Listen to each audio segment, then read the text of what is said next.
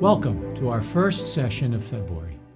This month, we will be exploring the topic of discipleship, and we will discuss how all are offered the invitation to follow Jesus and are given the opportunity to decide whether or not to make him their leader and teacher. We will conclude the month by growing in our understanding of what disciples are called to do and how they live day to day as followers of Jesus Christ. Before we dive into our theme for this session, the invitation of Jesus, let's first understand the word disciple. The word disciple was the most common name for the followers of Jesus Christ in the early church and is used more than 245 times in the four Gospels and the book of Acts.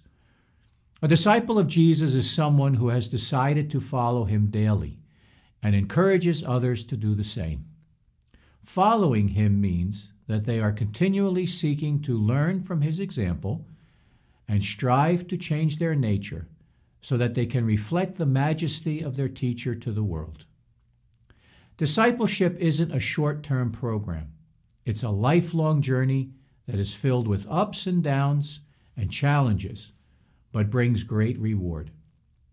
During the sessions this month, we will be referring to Jesus' calling of Andrew and Peter to follow him.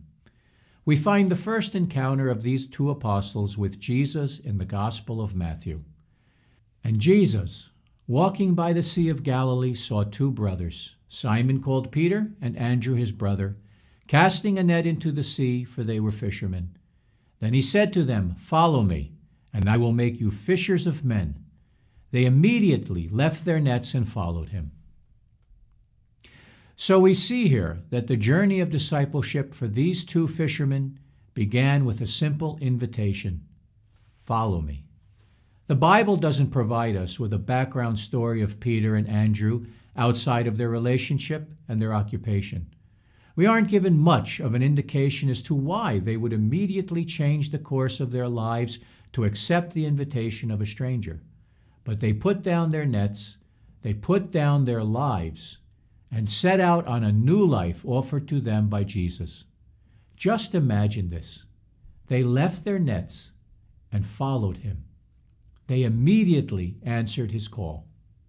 We learn from their experience that this invitation that Jesus offers to be his disciple isn't so simple, because in order to accept the invitation, one has to be willing to let go of their life and let Jesus become their life. That's what Peter and Andrew were saying when they put down their nets.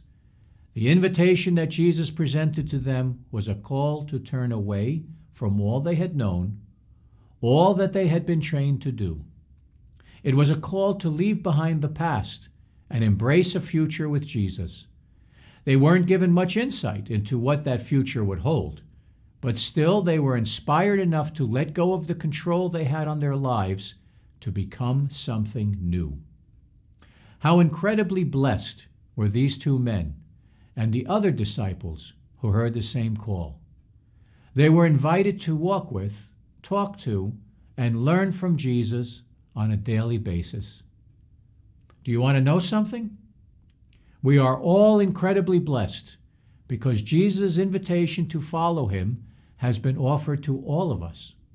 At some point in our lives, we also heard the call of Jesus Christ. The very same invitation offered to these two fishermen is ours to accept if we are so willing. But just as Peter and Andrew had to be willing to drop their nets and let go of their lives, we also have to be willing to do the same, and that isn't often easy. We'll get into making the decision to follow Jesus more in our next session. But to close our time together today, let us focus on what we are being invited to. First, we are being invited by the Son of God to be his followers so that he can be our teacher. So many seek to learn from the best teachers in their fields or read from the best sources of knowledge to grow in their understanding.